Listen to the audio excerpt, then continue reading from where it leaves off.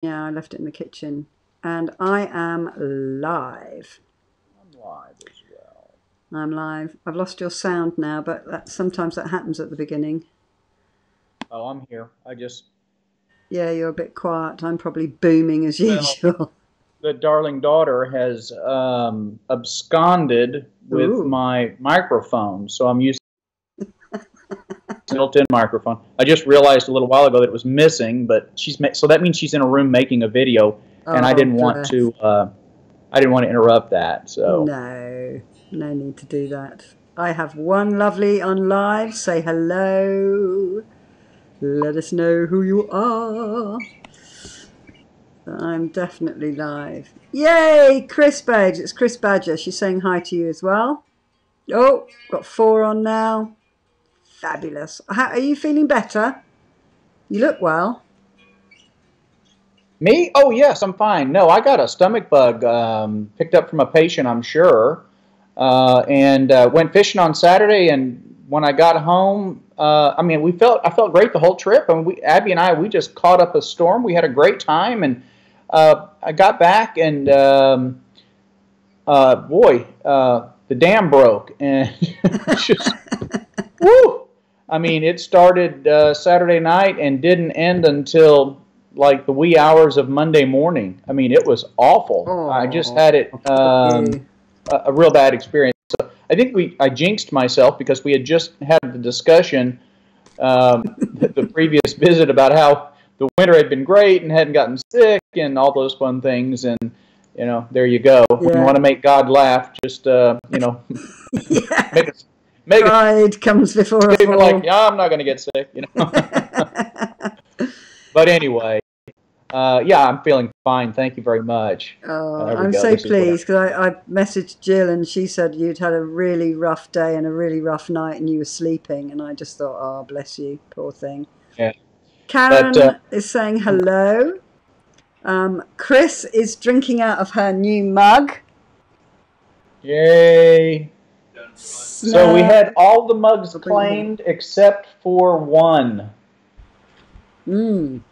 So I have one mug with one person's name by it, and I have that person's address, but Yeah. I'm not just going to mail it until I hear from them for 2 reasons. One, I want them to expect it, and number two, sometimes people move. Yes. So Yeah, it took me so long to get them made, didn't it? yeah, like, well, thanks for mailing, but I'm not there anymore. I don't want that to Yeah. happen. So anyway, Hi, Sandy. Hi, Debs. Thank you. I've been dyeing my hair today. What do you reckon on my new hair colour, Jack? it's bluer, that's for sure. It is. If it Chris, makes you happy, I think I that's am. important. I'm very happy. Where's your wig? Yeah, right. We would really match now. No, I don't know. Yeah, I did it all in foils like a professional hairdresser. My kitchen looks like a hair salon. Well, I have news for you. Thank you, Karen. Oh, This right here is a lot of work that I have been doing for ooh. Verhoeven, who finally, after several prompts, sent me completed paperwork that I needed to act on your behalf. Yes. Sorry, I'm a nightmare. A copy of your My passport. passport, yes. Change the name and put my picture in here if I ever need to, things get bad around here and I need to act like a British citizen. At least I've got something I can use as a guideline. Yeah, excellent. I can escape to Guatemala or something. I know I can get to Canada on a British passport. Oh, goodness me, can you? So here's what I've got for you. So yesterday is my half day, right? Wednesday, and instead of taking the day to go fishing, the afternoon to go fishing, I went to work for Sue because, as some of you may not realize, we've had some issues with bills. We did. We didn't think we were going to have because we thought we took care of everything in advance. And in fact, we did, but there was a change in the scheduling or the change in the way things happened when you came in for your cyst. Remember, you were going to go through and see Dr. Patel at his office, and he was going to directly admit you. Well, that didn't happen because it turned out he forgot that he was on call that day. I believe it was Monday, right? Yeah, it was. And he was on call, so he couldn't see you at his office and then just admit you. So he suggested that the only way we could get you in on that Monday, and we wanted every day possible for healing while you were still here in case there was a complication, right? So Yeah. he said just go through the ER. So we did. Well, the ER decided to send you a bill for $1,400 for your wheelchair ride through and a plug into the computer. Yes. So I had a nice talk with some people and went over and explained the situation and that we had prearranged this. And so officially as of today, this ER bill has gone away. All right, this is gone. Thank you. Thank you. That's done. So I have gotten confirmation that that one is gone. Thank you now, so much. We have one more bill you've been getting. Yes. I got another one. You got another one because what we did not know, what I did not know and should have been told or probably should have thought to ask, all right? But you got to remember we were doing a lot of driving and we were out looking at beach houses and things when I was setting this up for you, all right? Yes. This is, you got to remember, I was doing this on the road. Yeah, you're on the road. You're just doing the driving, and I'll just make some calls. Right, and I'm making the calls. What we forgot about was Mr. I believe it was a male anesthesiologist. I'm not sure. All right, so unfortunately, you've been getting a $2,570 bill from the anesthesiology department. Yeah. Now, what I thought was that the anesthesiology group was actually directly employed by the hospital, and in some cases here in the U.S., that is how it's done. In other cases, the anesthesiology group just contracts with the hospital and they do their own billing, okay? Right. Which, unfortunately for us, is how it's done here, or how it's done at Tomball Hospital. Right. So we did not pre-negotiate with them, all right? So okay. As far as they know, you're just another patient coming through and they just billed, okay? So they captured your billing information and have been sending you a bill. All right, so I am actually, we are working on a phone call between me and the head of the anesthesiology department, this department, okay? Okay. And this group. And this call is supposed to happen tomorrow, in which I will plead your case as to what happened. I will describe the circumstances of your trip and the fundraising that occurred, and hopefully they will agree to either waive this, which they're not obligated to. Unfortunately, they're not. Right. Or hopefully they'll give us a dramatic reduction of some kind. And I'm going to do my best. I'm going to put on my best sales voice and plead to his compassion to our good friends across the pond and all the kindness that went in to help you come here and to get this taken care of. And hopefully they will agree to waive this. They don't have to, though. So I'm just going to, all I can say is I'm going to do my best, and this phone call is supposed to happen tomorrow. Okay. Okay, so I just wanted to let you know that, and I've been in contact with them several times today with a different person. So the people that are working on this for you that have no financial gain whatsoever, they're understanding the situation. They're doing their best to help, and I've already had to agree to come take a tour of the hospital and consider once again coming on staff in return for the work of one nice lady who's in the physician relations department. Okay, so this continues to be work on my part for you, and I'm glad to do it, and we will see this through to the end. And I think that you had some concern that this was going to end up costing you money again, and I hope it does not, and I can't guarantee that it won't. And I'm going to do my best, though. So far we've gotten rid of one of the two bills, right? Brilliant. That's all there has. You have not been receiving anything from the surgeon or the hospital, right? Nothing directly from the I just got this, the ER bill, and then I got the anesthesiologist bill. Okay. Although Jill said on one of them, she said, That's ridiculous. You didn't have a stage 4 something like that. No, that's right. And they wasn't actually completely even agreed right. with me on that. And in fact, the lady I spoke with today, her name was Laura. She is the physician liaison, and she's the one that's made me agree to come take a tour of the hospital and consider coming back on staff. But she was the one who said that she used the word mistake. I used the word overcharged. And so, but I said, look, you know, considering we had pre-negotiated everything and there was a last-minute change because the surgeon was on call for your hospital, and that surgeon also gets a lot of referrals from me, I would see it as a personal favor if you could make this go away. I know you have a lot of pull with the ER department since they're actually built in. Yeah. And she said she was rather certain she could make that one go away, and she was able to. So she did confirm that has been dismissed. Okay. So you should not, if you were to get another bill from the Tomball Emergency Department, it just would be an overlap. Throw it away. Okay. There's no need for any concern.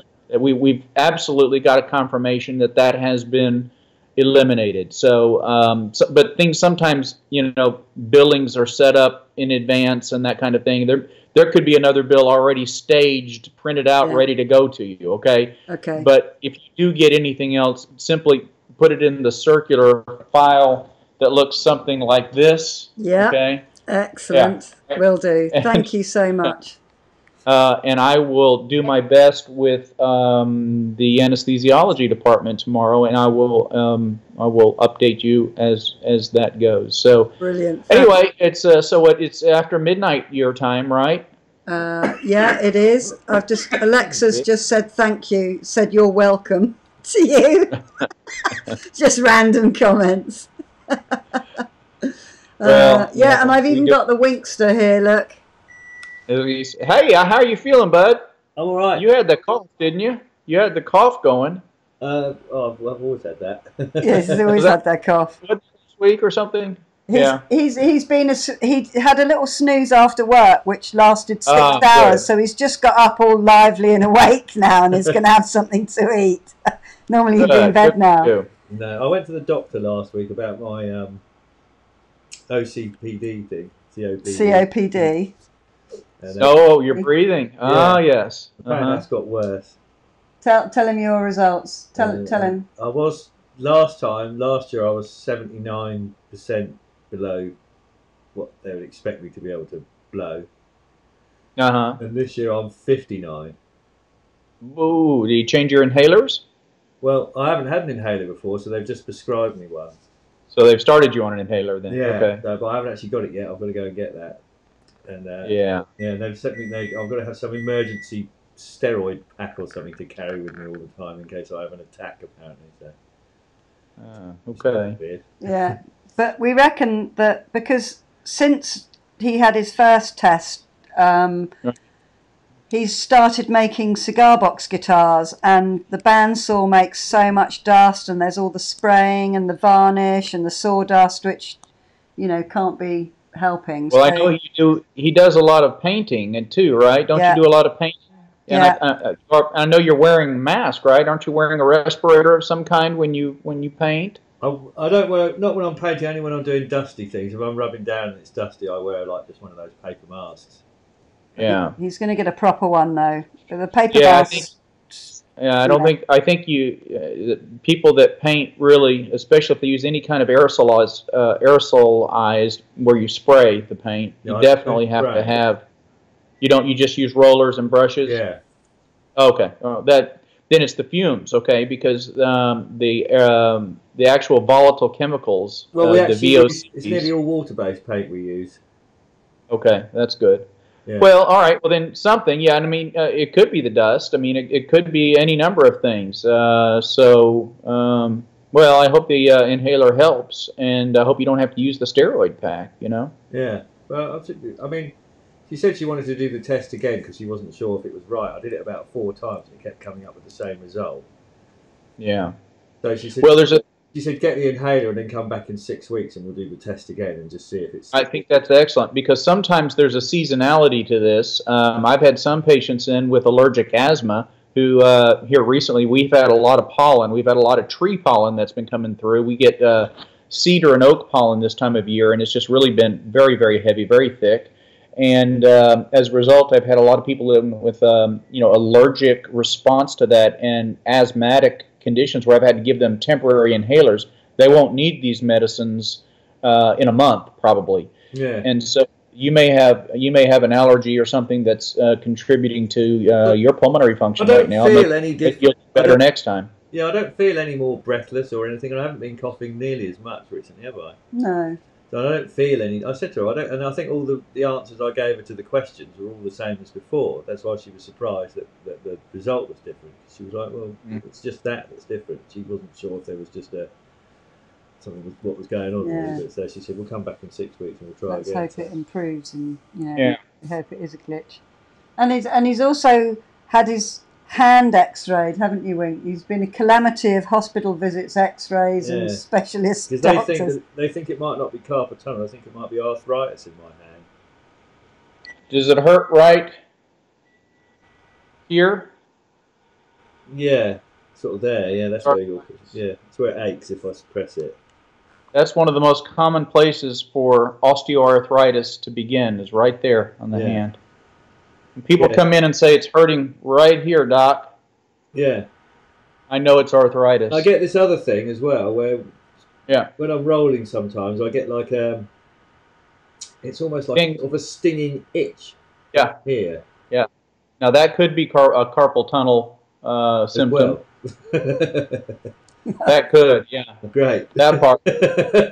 One way to know is to take your wrist, bend your wrist, and just have your darling wife tap on it right there. I feel it pinging up my thumb. Yeah. So that's a Tinel's sign.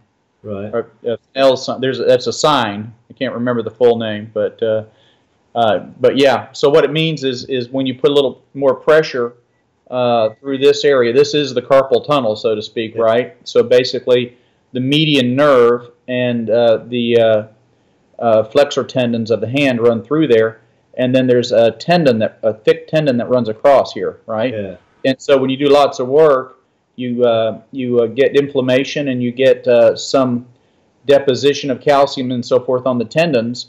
Well, those begin to crowd the nerve, and the nerve feeds the thumb first, second, and part of the third finger here. And so when you tap on it, when you're bent, it'll give you a tingling that'll come up through here. Yeah, it's only in the thumb I get the tingling. You just feel it in the thumb? Yeah. So, yep. So there you go. So you have more than one problem. You're like a dog. You have fleas and ticks. Yeah, great. Damn, my darling husband. I'm just ruined. We had a rehearsal last night. Oh yeah, how'd it go? This is with Buzz, the main band, because we're doing a gig tomorrow. And we started off the rehearsal with everyone going on about how ill they were. Mac, the other singer, he's got arthritis in his hand, he's been told, and he's got gout. He's a big drinker. Big drinker. Yeah, so we were all going through all our ailments at the start of rehearsal, having like an ill off to see who was the most ill. And I said, well, I can beat all of you because I have an incurable lung disease. like a badge of honour. I was like, I've ruined myself more than any of you. Oh yeah, and he's got tennis elbow as well. I've got tennis elbow at the moment as well, but that comes and goes off. Yeah. Yeah, that's from painting. Yeah. That's definitely. And also, whenever he lifts anything, he's always he'll lift something heavy and he'll be. I'm trying to get it in. He'll lift it like this. He'll never let his elbows be straight and let his shoulders lift it. He's always lift his arms up a little bit like this, which isn't very good for it. But a friend of mine actually said her husband had it, and he got an elastic band that he put round his fingers, and he just did this, like just sat watching the telly doing it on the sofa, and it made it go away, and it's never come back again. And I wondered what you thought of that. I think that's really fascinating. I think that that sounds really interesting because basically what that does is it strengthens the extensor muscles here, okay, which are involved in the whole tennis elbow is lateral epicondylitis. If you see my regular channel, you see occasionally I'll do an injection in there for people, and then I get griped out by everybody. Oh, you should never inject cortisone, but it gives people immediate relief. And But you can wear, there's a strap that you can get that goes around the forearm right up here, and it's basically a tennis elbow strap, and it sort of holds things in place too. I mean, if people will wear that, it'll take the pain away, and sometimes that'll allow for healing too. But no matter what you do, if you continue to do some kind of activity that's really aggravating that lateral epicondyle right there, the condition will return. So what I tell people is, look, you know, we always try the conservative things first, the topical anti-inflammatories, and basically using the strap and give it a little bit of time, that kind of thing. And if that doesn't work, well, then we try an injection. I'll usually allow them 2 injections. After they do the second injection, if they come back for a third, I don't do it. I say that's enough. You have to go see the orthopedic surgeon. So then it's just a step up to a limited doctor to have them tell them the same things that I've already told them. And they'll go ahead and do a third injection. But sometimes they have to actually operate and remove whatever scar tissue that's causing the discomfort at that point. I'm not exactly sure what they can do. Sometimes they relocate tendons and things like that. But you know, so oftentimes just making the referral lets them know that, hey, this doctor is telling me that this is getting worse. I need to stop doing that thing that I'm doing that's causing this. And a lot of times people know what it is they're doing because they begin to feel the pain when they're doing that particular thing. Yeah. So if Wink feels that in his elbow when he's painting, well, then he knows that that's what's causing it. Doesn't, then that's probably not it. No, I don't get it when I'm painting. I get it when I've just done it recently, just painted, I don't know, 500 fence planks things and picking them up and moving them. Okay, so it was maybe sanding or something. Maybe there's some other movement. So do you know what it is that causes it? Since I've stopped doing that, yeah, then it's kind of eased off again. So and making my trug didn't help, did it? Yeah. What really started it off was making Susan's vegetable trug, carrying all that heavy wood around and building that kicked it off because I've had it before. Because he'll lift everything with his elbows up like this. I'm a firm believer that anytime you can blame your wife for something, I think it's a good thing. I'm up for that, definitely. Yeah. Oi! Everything's Hey, we men are talking here, all right? Man talk. Oh, dearie me. So my husband is officially falling apart in several departments. Well, you know, I talk to some patients, you know, that say that they started falling apart when they were in their 60s. But my experience, I will tell you, is that the decade of life where people really begin to have the most problems is in the 70s. Now, that's assuming they make it through the 50s. Right. So if you make it through your 50s, you got a real good shot getting through your 60s. So it's the odd numbered decades that I have found seem to be the problems, and there's absolutely zero science behind this, but this is sort of an observation, okay? So excellent. So in your 50s, you're going to start having problems. That's when your friends are going to have their heart attacks, and you're going to have people from your high school class that had to go in and have bypasses and things like that. If you make it through your 50s, though, you probably got a good shot at getting through your 60s. Yeah. But the 70s are tough. Right. A lot of people don't make it through the 70s. But if you hit 80, you got a real good shot at making 90. I'm just going to put it that way. And then if you make it to your 90s, good luck. Yeah. I'm going to be doing yoga on the television at 107. I've decided. And I'm 55 and everything's working. Good. That's wonderful. So, but I think Wink should try this exercise. But he's like, oh, I'm worried it'll hurt my thumb. But I think it might help just strengthen his forearm muscle. Well, it might be interesting to do a little online search and see if you can find some place that talks about some physical therapy activity that talks about doing that particular movement just for tennis elbow. I'm not familiar with it. It sounds like, it certainly makes sense to me anatomically that it would be helpful. So, but it probably would be very reassuring to find, some demonstration of that coming from a physical therapist as a professional saying, do this for tennis elbow. Oh, right. That's good. I might look up I always have to type in the most famous physiotherapists on the internet. There are a couple of blokes, they're hysterical, and they've got all these incredible exercises and lower back pain and sciatica, and you should look them up. Actually, they're hysterical, and they're really good. So they might have one on there. One's called Doug, and I think it's Doug and Dave, the most famous physiotherapists, and they have this little song they sing at the beginning, and they're really funny. They're kind of like, one of them's slightly funny and one of them's like a straight man. They are really good, and they've got they've got, you know, amazing exercises for how to keep your lower back strong and wonderful stuff. Yeah, they're really good. Look them up and see what you think. Might have to do that.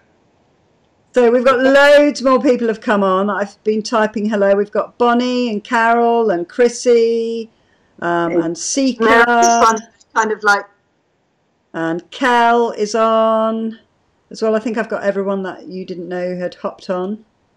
And they've all said hello and everything. Lots of them said hello to you, Wink. Oh, I didn't even have my chat box up. Hello to everybody. Hello. Sorry, goodness. Sorry, Carol. Just because you're 71 doesn't mean you're not going to make it through this decade. Like we said, it was completely non-scientific, okay? Yeah. Deb says she's got another good decade in her. Then she said, oh good, I have a good decade yet. I still have a full decade. Yeah, she is a full decade. It's just really funny, though. It is an observation that over the years I've noticed that the even-numbered decades seem to be pretty solid for most people, that the odd-numbered decades seem to be more problematic. Like I said, it's just one of those things. It's like the full moon in the emergency room thing. If you go back and you study it, it's probably not true, but it does seem like it's different, you know? It's one of those things, right? So. Excellent. Did you switch the dryer on? No, I said stop the microwave beeping, so it's beeping. The dryer on anyway? No, I put a wash on. But don't worry, I'll do it when we're finished. Sika says she's seen the physiotherapist duo. She's seen them a couple of times. Hi, Ms. Al, how are you doing? It's Jackie from New Zealand. She's saying hi to you as well. Hello.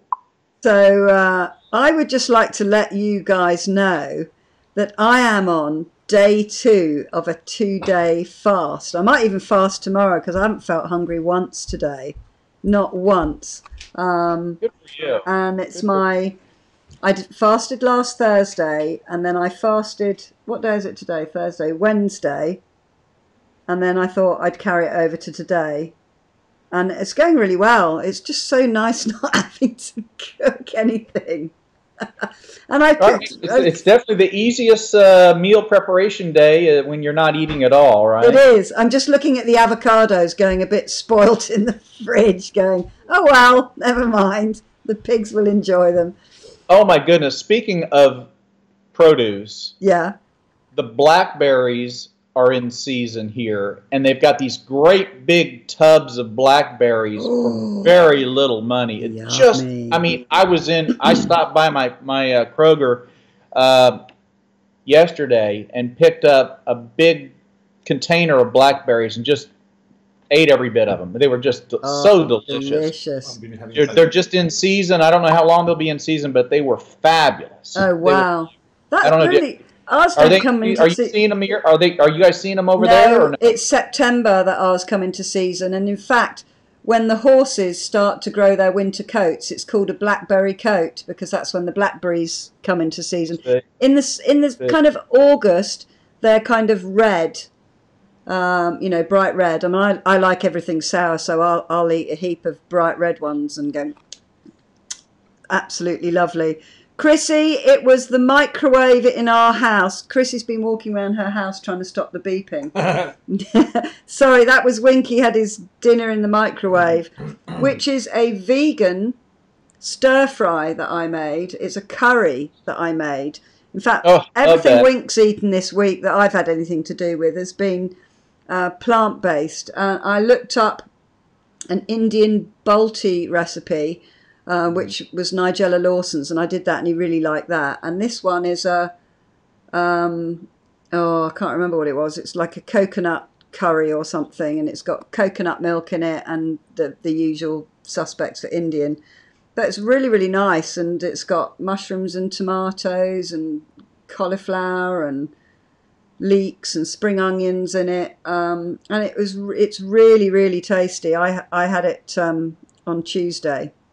It was really, really nice. I know you did say that plant-based eating really helps COPD.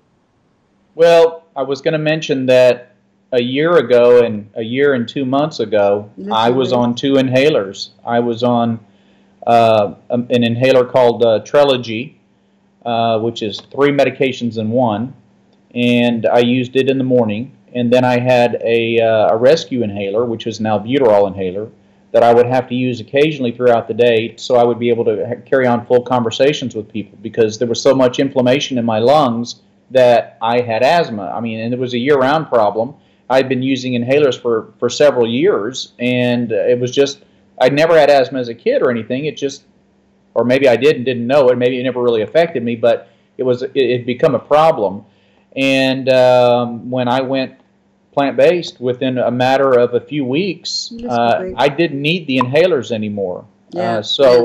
I mean, I don't know that if that's, I've really not heard that experience from a lot of other people that have made the, made the change over to a plant-based lifestyle, but I would be very interested to hear about more of that case, of that kind of situation. But all I can say to Wink is, it might be worth a try, bud. I mean, I don't know. What was causing my problem had to have been inflammation from the animal products I was eating, because when I gave that up, it got better. Your condition may be chemical exposure related and that kind of thing, but it won't hurt you to try, Yeah. What's the harm in giving it a try, It might be helpful. What's the harm in giving it a try, darling? Because I might be able to have a steak. Yeah, but you could give it a try. You could give it a try, couldn't you? But then if it works, I still won't be able to have a steak. Darling, you could give it a try. You see, there's quality of life and there's quantity of life. Yeah, that's true, absolutely.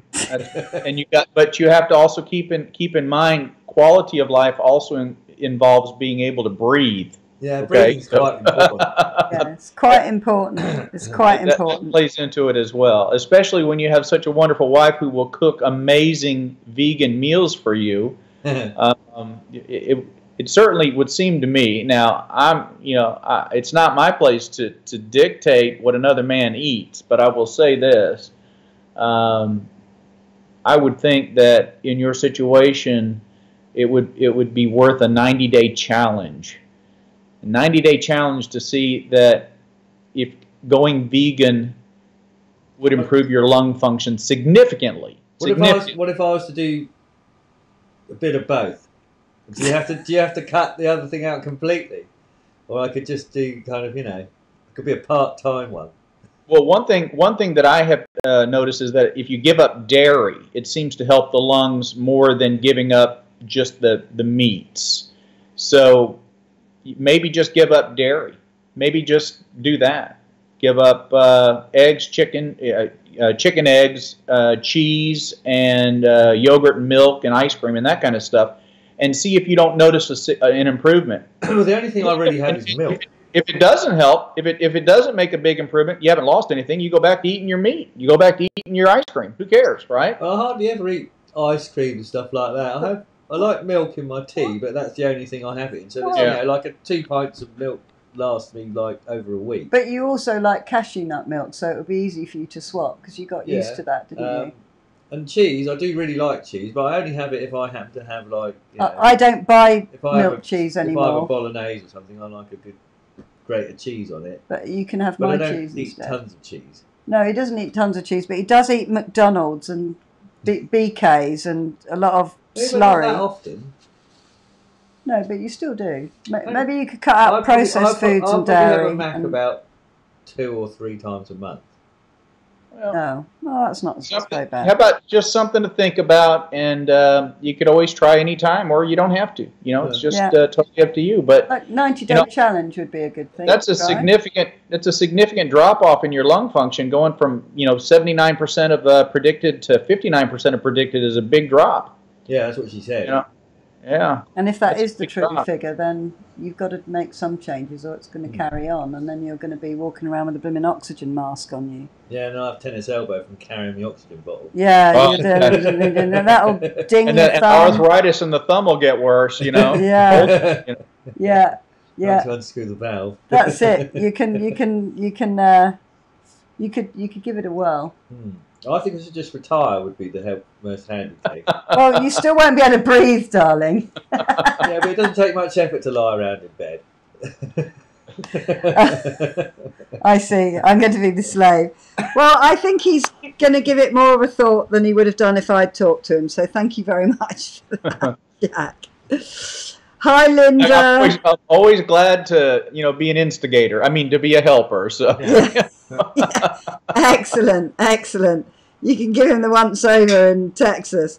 Who have I got? I've got Leanne has come on. She's saying hello. She's had a busy week. She's been having some dental work done and a yearly eye exam. Yes, Chrissy, I got my yoga in. I did a core yoga 23-minute session, which just about blew my ribs off. So I got a good practice in there. Thank you very much. Sue better get used to all that Indian food. I could eat curry every single meal forever. I lived in Indonesia for 6, 7, 8 months, and every meal was a chili meal. And their opinion is if you don't eat rice with each meal, then you haven't really eaten, and they'd get really worried about me if I hadn't had rice. They would get all motherly and cluck around me until I'd eaten some rice. Isn't that interesting? And over here and in so many other places, if you don't get meat with every meal, there's something wrong with you. Isn't that? It's just different cultures. I love to study this stuff and hear these stories about people who what the expectations are as to what is eaten and why it's so important culturally in each situation. And we supposedly think that we have scientific reasons for all of this, and we don't. And they have maybe religious or just tradition reasons. Yeah. So knows. We ate. I mean, everything that I ate was grown in like a 5-mile radius of where I was. So everything was out of the soil I was walking on. I had the most incredible chef who was the head of the household who cooked all my meals for me. And we had chicken one time. This is 3 meals a day, chicken once.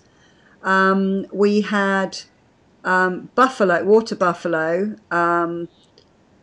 She cooked it for us once, but we had to go and get the meat because it was very expensive. And it's rendang, which is like an amazing. They always cook it for weddings, and we did go to about 4 weddings, so we had it there. But apart from that, we had that once. We had quite a lot of lobster actually, because it's as cheap as chips there. But not quite. I mean, we would have like these little fish, and they were absolutely delicious. I don't know what they were called, but we would have like one fish. Not always. Sometimes eggs, but virtually no kind of flesh. Mainly seafood and lots of vegetables and lots of weird stuff that grow on trees that look like coconut trees that I haven't a clue what they're called in English. That were absolutely delicious, like nuts from. Like these big nuts. They looked like dates, but they weren't. They were, gorgeous. And the food was incredible and really, really hot. And I loved every second of it. Right. What has Chrissy said about her numbers? Chrissy said, I'll take quality of life over quantity of days anytime. Haha. Wink, they just came out with a creamer that isn't a milk product. Brilliant. That's fantastic. Thank you for that, Sherry. Hi, Sherry, by the way. Chrissy said, by the way, I've just had blood work again. Vitamin D is at 64. Wow, that's great. That's really Wonderful. good. And yeah, Chrissy, Dr. G is saying dairy is worse meat. Dairy basically causes the body to create mucus. And if you have a lung complaint, even if you've just got a common cold, you definitely don't want to be eating dairy because it makes this slimy mucus. So it makes it harder to blow your nose, harder to clear your throat, and all of that business. So I think that's when you have a child that has a cough, you don't give them milk, right? We all know this intrinsically, right? It's sort of like the body's rejecting the milk by covering it with mucus and helping it makes the cough worse, right? Yeah. So it's almost like the oyster that gets the grain of sand and so it begins to coat it with something to help kind of get it away from me, right? Yeah. So yeah. I mean, it's an old wives' tale that drink a pint of milk before you go out on the lash, which is going out to get drunk, because it blocks your stomach from processing or yogurt. Wink's saying, I hadn't heard the yogurt one, but it lines your stomach with mucus so that your stomach can't extract as much nutrient out of the food. And that also works for alcohol, which is why you can drink more and still be a man standing up, not make a fool of yourself at the end of the evening after 10 pints or whatever it is. Hi, Wonder Woman. Thanks. I'm loving my new hair too. Thanks, Sherry. Eat like a Buddhist monk, Karen is saying. It was 8, then 53, and now 64. That's what Chrissy's blood works were. That's wonderful. Right, that's interesting. Sherry is saying she has a friend that is doing the Thrive. No idea what that is, but it must involve a lot of dairy. All she does is cough, and I told her to stop using dairy, but she won't. It's difficult to tell people what to eat. They get very defensive about it, that's for sure. Right, Leanne said... Sorry, carry on. I thought I caught a break there. I apologize. Sorry, it's very hard to catch a break when I go off on one, isn't it? Mind you and I are a bit similar there. Well, and you were talking about labs. I did have my labs redrawn on Friday. Oh yeah.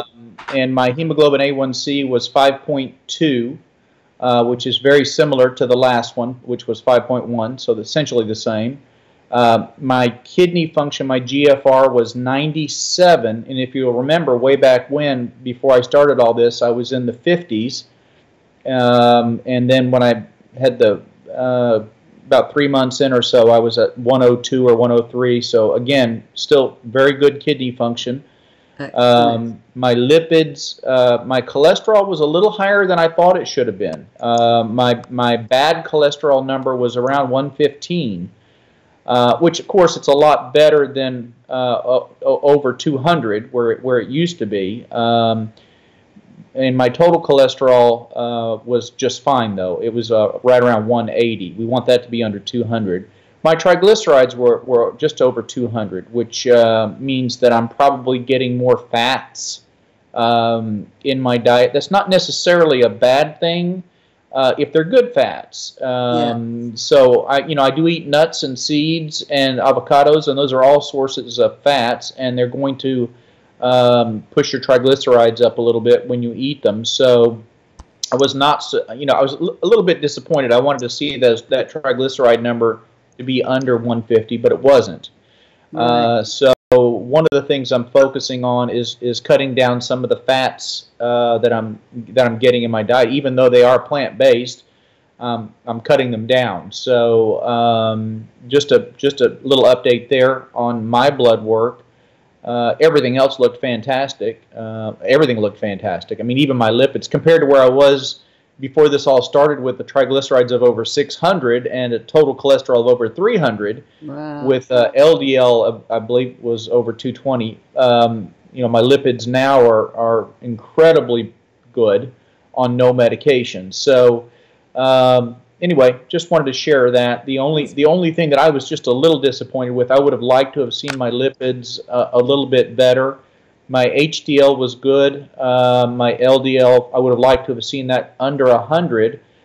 But I think I probably am eating, probably too many processed vegan things. I do get some processed vegan things. Yeah. So my focus, because of that, is now to say, okay, I just want to be more, make sure I'm working harder to ensure that I'm getting that 80% fruits and vegetables, because I think what was happening was I was getting too many grains and too many nuts and seeds and those things that you want to kind of gravitate to. Yeah. So for me, that's a reminder. Say, get back into, those fresh peppers and bananas, and make sure I'm getting enough of the fruits and vegetables. And I think I probably slipped a little bit and was getting into the stuff that was a little bit more calorie dense, and it showed up a little bit there in the lipids. So I'm certainly tremendously healthier than I was before all of this, began. But there's still some room for me to improve. So I'll be working on that. Oh, that's brilliant. And what about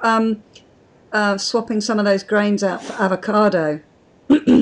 Well, I think that you got to remember avocado's loaded with fats too. It's really loaded with fats. So what I'm going to do is try to cut the grains out almost completely.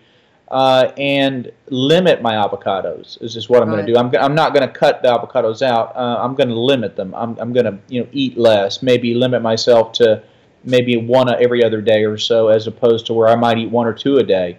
So there you go. I mean, I really like the avocados. It's really, again, it's a calorie dense food, so that's what we tend to gravitate towards. So I need to work on high dietary fiber, making sure I'm getting enough protein, and I am. But I want to see an improvement in the lipids. So I'm going to be really focusing on more just fresh fruits, more of that raw vegan kind of thing, where you're eating raw fruits and vegetables and staying away from the avocados, or at least limiting those, and limiting the nuts and seeds, and eliminating the grains. So and then see where I am in 90 days, recheck, and see if that makes a significant difference or not. So, well, it'll be interesting to see what your results are there, because you kind of, your bloods are kind of steering you to what would better serve you to eat. I'm literally just still twisting about, not having a clue what my blood works are. Debs keeps saying, get Dr. G to do your blood works for you when you come to Texas, and get him to do weeks, and then you can compare a meat eaters to vegans. There you go. That's really funny. Apparently this Thrive is a diet. That's what I found out. And Leanne's saying, well, they tell you if you have a cold, you should not be drinking any dairy products, lots of water and chicken soup. Obviously, without the chicken, babes. For us lot, anyway, for most of us. Lorries come on, cats come on. Right. Stick your questions in capitals, because I'm going back, because I know. Right. Leanne is going to have a physical in May, and she's definitely going to post her blood work. And Wonder Woman is on. Hello, babes. How are you doing? And she doesn't like curry. I just love it. I'm addicted to chilies. I love the taste, no doubt. Oh, I just love them. I'm looking back. Hi, Linda. Sorry, I think I missed you, Linda Helms. So, have you any questions for us? We've been chatting about a few things here. I just want to let you know, those of you who've come on, if I haven't, because I don't know if I told you before we actually went live, or whether I've said it, but I have now, on day 27, I think it is, I have lost 15 pounds in weight, and all I have done is eat the same and start yoga. But I did a fast, my first intermittent fast for like 3 months, on Thursday, and I'm on day 2 of my of a fast, and I'm not hungry. I think I might have said that while I was on, actually. I've got I've got Alzheimer's today. God, I've talked to so many people today. I don't know what I've said to here. Well, you want to make sure everybody knows, and so you repeat yourself, but that's okay. It's all right. That's fine. I'm so strong. And I posted a picture today of I show you this picture. We have a character in one of our sitcoms called Nora Batty, and she's this old lady who her stockings are all wrinkled round her legs, round her ankles. It's not obviously a very good look. But I took a photograph of myself today because I realised my yoga leggings are now completely baggy. Where are they? There it is. Hang on, let's see if I can get this. Look at that. Can you see all the wrinkles in my leggings? Oh, yep, definitely. That's Lycra, folks. Too baggy. I think I've got so many holes in them as well from hanging over the pig fence. So I'm really thrilled, actually. Really, really thrilled. So I'm just want to put that out there because I'm so proud of myself. Yes! And I have a fabulous cooking video for you. The lovely Alicia, Chef Alicia, and Anna came over to my house on Friday, and she showed me how to make a nut milk. Oh my goodness, it is just like easy beyond belief. And then it's like 25% nuts instead of 2% nuts, and it's got no preservatives in it and all the stuff they put in the nut milk you buy off the shelf. It was just so ridiculously easy. I don't know why I haven't been doing it. So I've been making my own nut milks. I haven't made some for a couple of days because I haven't been eating anything. And then we turn that nut milk into a cheese that I think even you would like. It was really delicious. Even Finian liked it. I nearly had to lay on the floor in a state of shock when he went, yeah, it's good. It's like cheese blancmange. Okay, Wink said it was like cheese blancmange, but anyway, it was, and you can grate it and you can melt it and make nacho sauce with it. We also made a parmesan as well. What else did we make? Oh yes, and she said when you've squeezed all the water out of all the nut pulp with like almonds, there's a load of fibre there. You can put it in the freezer and then you can make bread with it. So I'm going to collect nut finings and I'm going to make your bread with the leftover from my nut milk. So I'm just like, anyway, these videos, they're actually really entertaining. They're really funny. It's like I'm with a proper chef, which obviously I am, but it's like a proper TV show with me asking questions and tasting things. And it's really, really good. But she's just flown back to the States and I'm waiting for her to send the recipes. She's also got a recipe for vegan bacon, which is made with, guess what? Our favourite mushrooms. Awesome. That would be interesting. Yeah, she said it's absolutely amazing. Tastes brilliant. So, yeah. And she's going to include some other little recipes as well and some salad dressings that, you kind of make, that are just like raw fruits and veg basically. And they're absolutely delicious. Maybe a little bit of tahini in there. And she made one for us and it was just fantastic, and we had the cheese, with a little bit of our parmesan that we put on it. It was just wonderful. Hi, Mary Beth. Hey, do me a favor. Would you ask Chrissy if she's eating mostly canned mushrooms, or is she eating mostly raw mushrooms, or cooking them? Did you hear that, Chrissy? What kind of mushrooms are you eating? Is it canned, or are they fresh, and are you cooking them? Oh gosh, you'll never guess what, we were talking about as mushrooms are grown in the dark, where do they get their stuff that gives you the vitamin D? Well, mushrooms photosynthesize, and what you can do with them to get them more fortified with what actually gives you vitamin D from them is when you've bought your mushrooms, if you stick them outside in the sun, they become even more engorged and they become more nutritious. So they help you even more because they absorb more of the sun's rays. I did not think that mushrooms had any chlorophyll. Yeah, because I said, oh yes, because we were talking about mushrooms, and she was talking about dried stuff you could do with dried mushrooms. I can't remember what it was now. I'll have to watch the video back. And I was just like, really, really, and I was like, so you just buy dried mushroom, or you can dehydrate them in very slow oven. And I said, what about those mushrooms at the back of your? So they don't have chloroplasts, and therefore they don't have chlorophyll. So mushrooms do not photosynthesize. Well, this is what I thought, but there's something. Now, that doesn't mean that what you're saying isn't true. It just means it might be true for another reason. Right. Okay. I will have to play the video back and get the information. But I was fascinated by it, and we literally the live before. We'd been talking about that, and like, aren't they grown in the dark, and and all that business, and fed poo? She said politely. And so, how is it that they can absorb stuff from the sun, which is fungi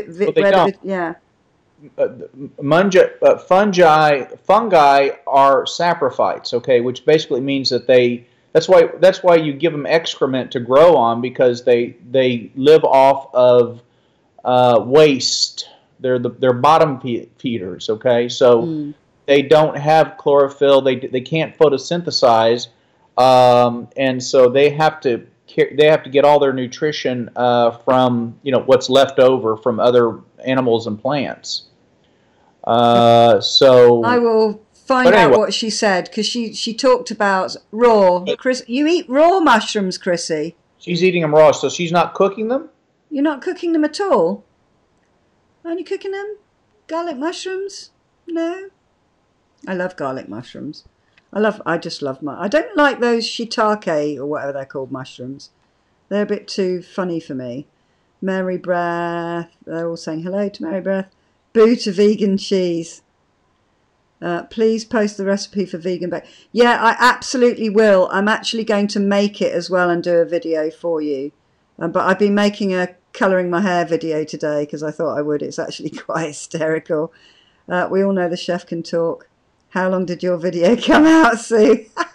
Actually, we had like a 9-minute video, and then we had like a 17-minute video, and then I think we had like an 8-minute video.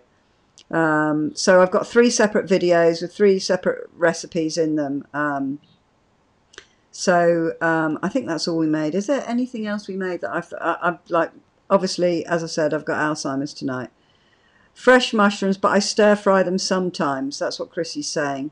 But mostly, she's just munching them right out of the little package of, sliced up mushrooms. Right? That's very interesting to me because I haven't developed that taste, but I always cook mine, or I get them out of a can. So I'm going to try it that way. That's interesting because Alicia said something about there's something that happens when you cook them, and even the raw vegans will put the mushrooms under a little bit of heat. I wish I could remember what it was but I'll let you know. Cal is saying, now I don't want to shock in capital letters everyone, but I ate vegan today. That's wonderful. Yay. Breakfast avocado toast, lunch salad with beans, corn, dinner having butternut squash cooked with a little coconut milk turmeric over brown rice. You superstar. That absolutely. Really I'm just so chuffed for you. Well done. And I know everyone's gonna they're all they've already beat me to it. Chrissy eats mushrooms every day, at least 8 ounces. And Mary Beth says to say hello to you, Jack. Tara said hello too. Hello to all of you wonderful people. Leanne is saying, what supplement is good to help lower cortisol? White bean or raspberry ketones?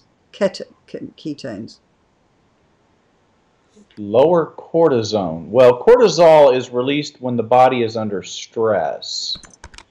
So I really, I'm not an herbologist. So I've studied a lot of vitamins, but I'm not aware of, and there may be that you might be able to use CBD, a relaxation product. I would say anything, chamomile tea might reduce your cortisol level. Incense, yoga. Yeah, breathing. Herbal teas and things like that. I don't know of, and there may be something out there that's been shown to be a cortisol blocker.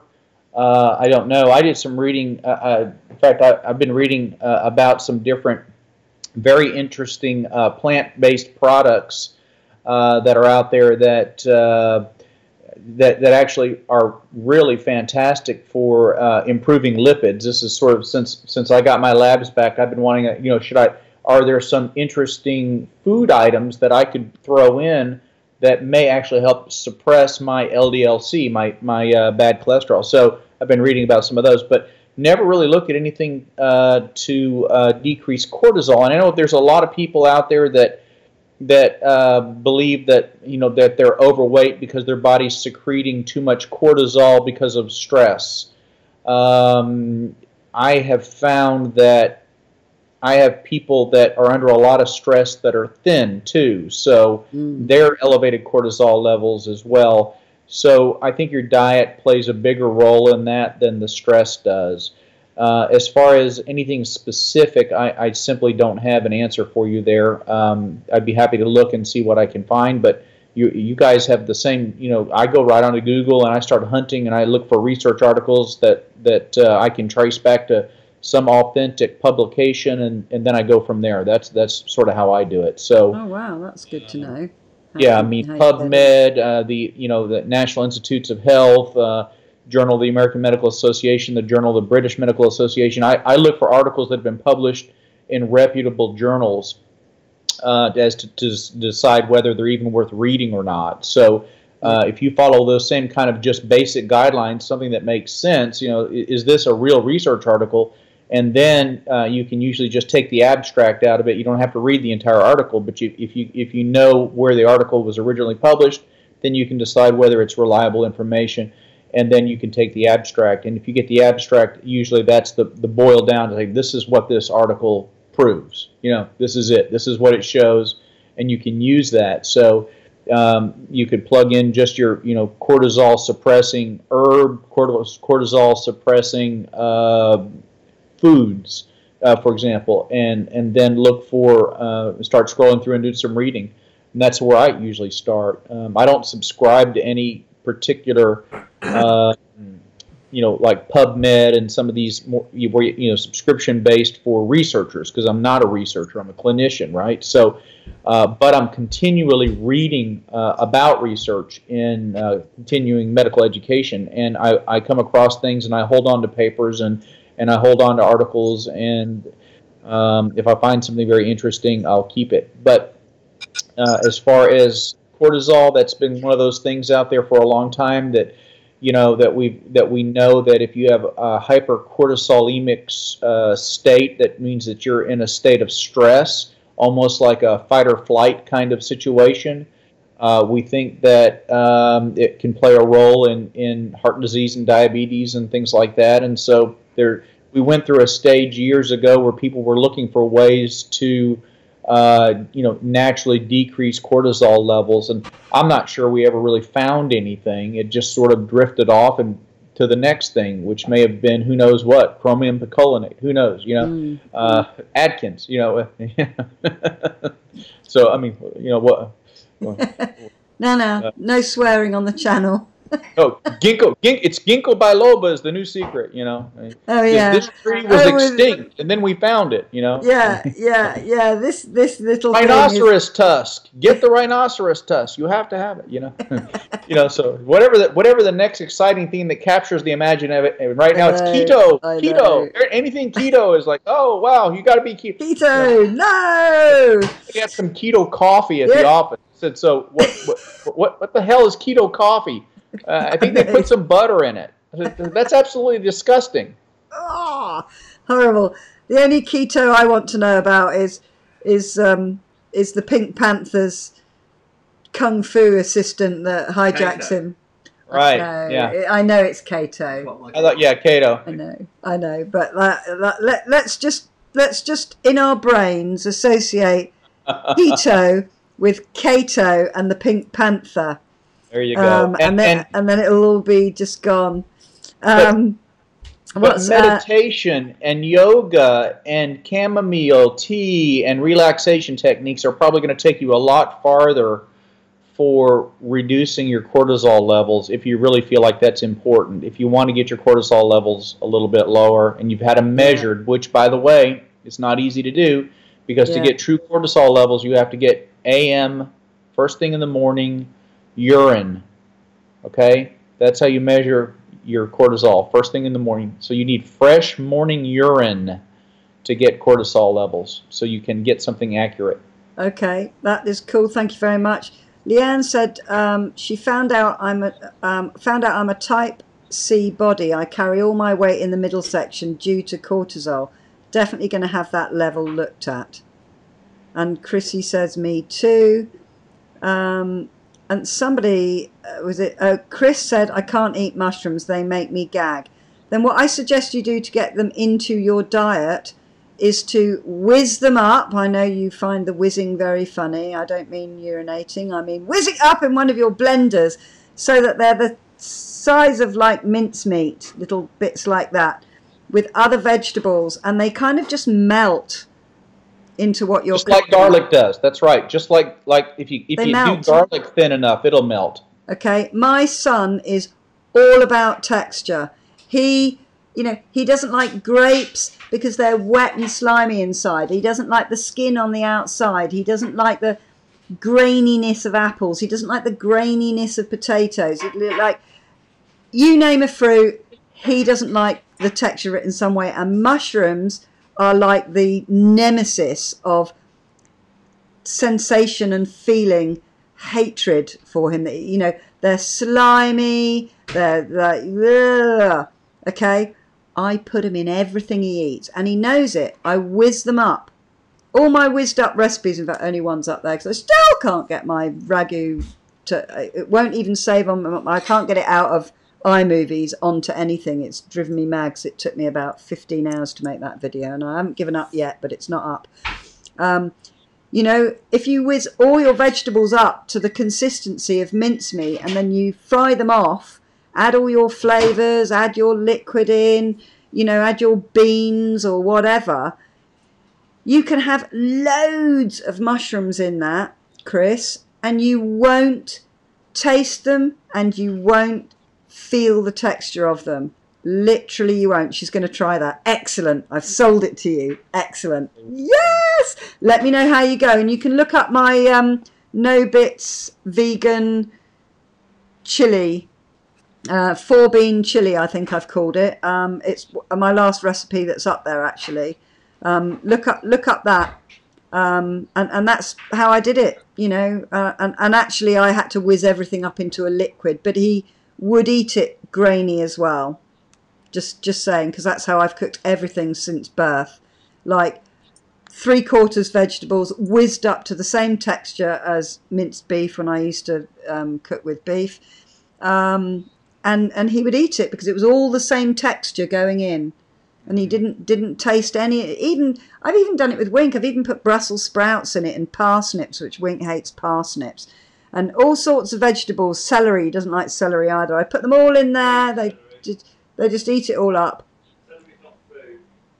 Celery's not food. He's barking from the kitchen. And Sika says that's me all the time. Fight or flight mode. Yeah. She finds she's in that mode. Chris is saying I can't eat mushrooms raw out of the can, but fresh mushrooms have almost zero taste, so I snack on them. Plus they get thrown somewhere into every dinner, whether are stir-fried or baked. Excellent. Excellent. I will do that vegan mushroom bacon, because it's crispy. It's crispy, basically, like crispy bacon. Karen is saying, someone is saying ginkgo is good as a cortisol, to lower cortisol. And Sherry's saying just make sure you take a break from ginkgo too. It helps with memory as well. Karen is saying, what is your viewpoint on vegan margarine or margarine using plant-based oils? Is that directed to me? Look, I occasionally will have a piece of toast with Dave's bread, right? Mm-hmm. Or the homemade bread, like my bread, right? Yeah. We call it Jack's bread. Thank you, I appreciate that. But I didn't invent the recipe. It's just a simple bread recipe. And I will put a little Bluebonnet margarine on it, okay? Yeah. It is not a whole food, but it is vegan, all right? So, again, that goes toward my issue that I have with processed oils and oils in general and fats, because you can be a vegan and you can get lots of this stuff still, right? So it's sort of like, you just your body seeks it out, right? Yeah. But for me, yeah. So the answer is no, it's not good for you, but it's a lot better for you than real butter, okay? Yeah. So everything in relative terms, it would be better if you didn't eat, margarine. But if you really want a little bit and you're otherwise eating pretty clean, it's probably not going to cause you any problems. Yeah. It's definitely it's not going to upset your stomach. I would be sure not to use too much of it. I don't think you need to use it to do things like grease a pan or those kind of things, because then you end up using way too much of it. But just a little bit for taste on a whole grain bread or something, I think is probably fine. Yeah. Just limit it, okay? Just like you would any other oils, you would limit it. That's cool. Yeah. I have it in my house because if Finian actually doesn't like butter, so he has everything direct onto the bread. But it's nice to know that if I make something that needs butter in it for Finian, it's a non-animal product. I give him quite a lot of vegan stuff actually. I know he has fish pate basically every day for lunch for for almost his entire school career. That's what he has for lunch. Same lunch every day. I used to do more of a varied thing for him, and he used to have spinach leaves and lettuce and cress, but all of those have gradually, the texture thing has worn them away. And I make it with vegan cream cheese, and he said, tastes just the same to me. It tastes fine. And I'm just like, I know he's having tuna or pilchards or smoked mackerel or whatever it is. I know he's actually having the fish, but he's not having the dairy with it as well, and he doesn't use butter. So that makes me feel that I'm doing something more healthy for him. So it's certainly good to switch out your animal-based butters, because I'm guessing there are other people in your household, and if you just start using that, they just get on with it. As you said the other day, as a man, if a nice tasty meal is put down that I don't have to cook, I don't care what's I'm just going to eat it and be grateful. Question it. That's right. I'm really not going to question.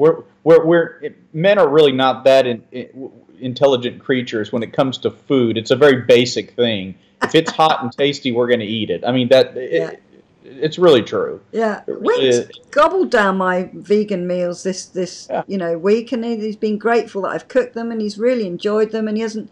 I mean, the one I did that he's just had for supper tonight hasn't even got any pulses in it. It hasn't got any vegan substitute meat in it. It is just plants. That's all that's in it. And he said, oh, I like this one. That one's really, really nice, So, it's just, there you go. Hi, Life as Ava. How are you doing? She's saying hi to you as well. Oh, hello. Leanne is saying, I'm already doing that with the yoga and incense and meditation. It's just all these surgeries I haven't been able to exercise the way I want to, and now I'm going to have foot surgery in June. Oh, I'm sorry for you, sweetheart. Do what you can. You can always do some form of yoga. Even if you're just sitting in a chair and doing the breathing, it's going to help you. I've been researching yogic breathing. I came across a fascinating TED talk about this guy, I didn't realise this. In fact, I will send it to you, Jack, 'cause I think you'll find it interesting. Okay. He studied yoga and he did a degree in chemistry, and he went to a university that did yoga and meditation, and he could get a chemistry degree. And then he took that further into biological sciences, and then he came to the UK so that he could he got a master's in that. So he's now studying cell biology, so like the big scientist, really sweet little Indian chap. And basically he was doing some yogic breathing, and he noticed that when he did this particular yogic breathing, which is from an ancient, script that was written like 3,000 years ago, he got a lot more saliva in his mouth, and he thought, oh, that's a bit odd. So he got his 10-year-old son to do this yogic breathing, and his son also had more saliva. And he was saying that saliva isn't just a digestive juice. It also has growth hormones and enzymes and all sorts of other compounds in it other than just a digestive agent. And he was saying he got to thinking that maybe people who had dry mouth conditions, radiotherapy and various other things he mentioned where the result is you have a dry mouth from it, he said maybe it could help them produce more saliva. So then he took a test group. He went into the laboratory and did a proper medical test, medical, whatever it's called. I've forgotten the word now. Definitely got Alzheimer's tonight. And he had a control group. That's it. He had a control group, and then he had a group of people that were doing the yogic breathing, and all the people that are doing the yogic breathing produced more saliva. But when he analysed it, they had more of the compound in the saliva that actually helps to grow nerves, that makes nerves grow more. And there are compounds in it that help with the aging process and everything like that. So his whole goal is to find out these ancient medicines, because his grandfathers and grandmothers, they were all medics and midwives and, surrounded by medicine and yoga, which he hated when he was young. But his aim is to translate as many of these old transcripts as possible and apply them to modern diseases to see if things can help. And that's just one of the benefits of yogic breathing. So I was just like, because there's so many videos on breathing, and I know you spoke about, breathing techniques are one of the things that you kind of prescribe to patients who suffer from anxiety or stress or panic attacks. Absolutely. And the whole, even one of the yogic breathings is just you sit relaxed with your hands on your knees, you sit up nice and straight but relaxed, and you take a big inhale in so that your belly goes up, your ribs expand, and your chest right so that your lungs are full. And then you just hum, you just go until all the breath has gone out of you. And it takes so long to get all the breath out of you when you hum that whole process of going, it's actually one of the many yogic breathing techniques, but it is so calming because the breath takes so long. And that's something you can do if you're feeling a little bit, it slows the heart down, it calms the body. And because whenever you focus on your breath, you shut your brain up because you're focusing on your breath. So all these little thoughts, rather than fighting them out of your head, you let them come and go, but you keep focusing on your breath, and it's so calming. This is part of what I'm really getting into with the yoga now. I love the fact that I can bend and stretch, and I can bend down and put my forehead on my shins. Honestly, every day I can stretch further and I'm stronger. It's just, I'm just stunned at the transformation. But what I'm really interested in now is the breathing, because I think there are a lot of people that can't move, but we can all do breathing exercises. That's right. So, and I also did like, last night I did a Bikram yoga 90-minute thing, and then I did the Wim Hof breathing, and I've actually got the app now. And my first round of breathing, I stopped breathing for 1 minute and, in fact, I know the numbers off by heart, I don't need to look it up. 1 minute and 15 seconds. Then I did another round of the breathing, and then I didn't need to take a breath for 1 minute and 45 seconds. And on my third round of breathing, I didn't need to take, stop it. I didn't need to, Wink just went, you died. It's just like, it's like living with a 13-year-old, honestly, it really is. My third round of breathing, I didn't need to inhale again for 2 minutes and 8 seconds.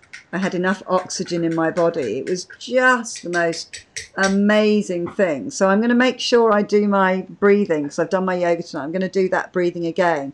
And it's got a little marker like the 7-minute workout that it scores what you do. So just to see, because I feel like my lungs, I just feel like my lungs are twice the size as they were, because I've exercised all my intercostal muscles so much with focusing on pulling my stomach in and the stomach going out and my ribs going out and my chest going up. Right, you feel the breath hit your collarbones underneath, like all the bits that hurt when you have pleurisy, when you take a big deep breath and you're inhaling through your nose and out through your nose most of the time, unless there are some that you go and you get it out really quickly by using your diaphragm, like pushing it in so it kind of shoots the breath out of your mouth.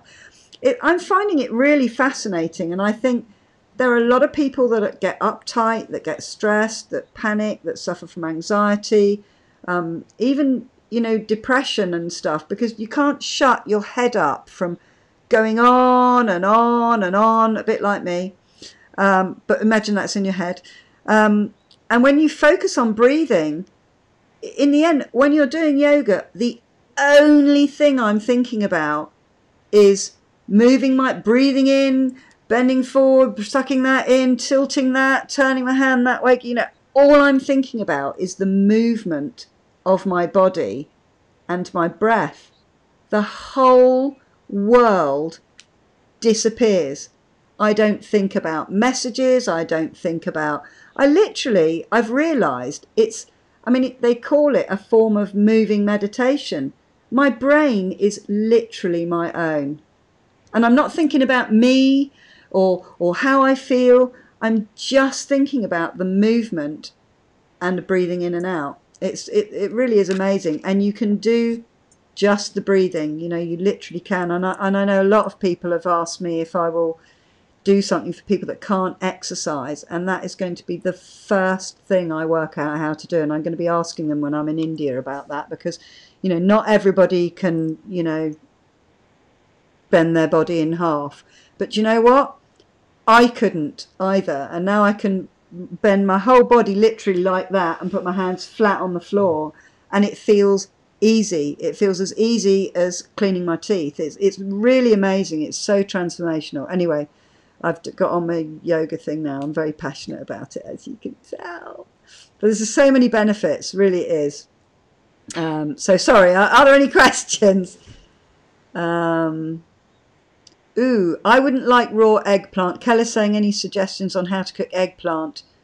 I think you bake it. Don't you bake it? Yeah, you can bake it. You can grill it. You can grill it on... You can make a nice burger out of it, actually, using like a portobello mushroom. You can grill. I wouldn't suggest doing what they ask you to do when you make a moussaka, which is to cover it in salt to draw the water out. You don't need to do that. You can bake it. If you just cut it into chunks and you put it into stews and stuff like that, it has this really lovely texture, and it takes on the flavour of it, all the other flavours in there. I've also grated it. I've whizzed it up. It kind of melts, and it adds quite a nice meaty texture to things. But I eat most things raw, but I think it would be quite bitter raw, but it is really, really nice grilled. Very nice grilled.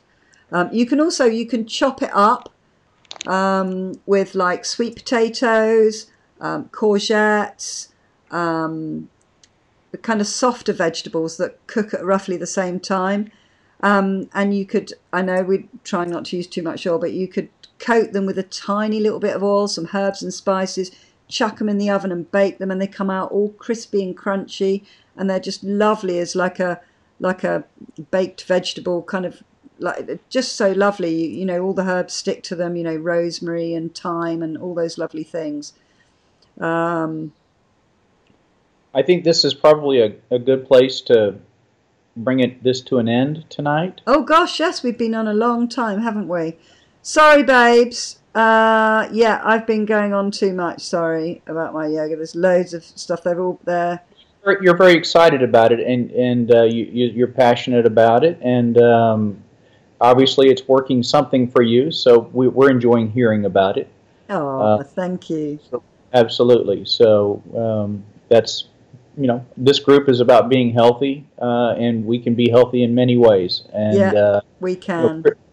You talk about meditation, and you know, I'm a confessed Christian, and in my studies and you know, my readings in the Word of God says to meditate on the Scriptures. So, you know, meditation has purpose, right? Yeah. So meditation, whether, you know, for whatever you're meditating on, obviously it has a good effect, right? Its meditation is seen in lots of religions, and we know that it does calm the mind, right? So finding a way to center yourself is good, and if you can do it through breathing exercises or you do it through meditation, but this all came up through talking about cortisol. So this was really a very interesting discussion. So yeah. You going on and on and on about all of this was perfectly okay. I thought it was great. I enjoyed every bit of it. Oh, thank you so much. Thank you.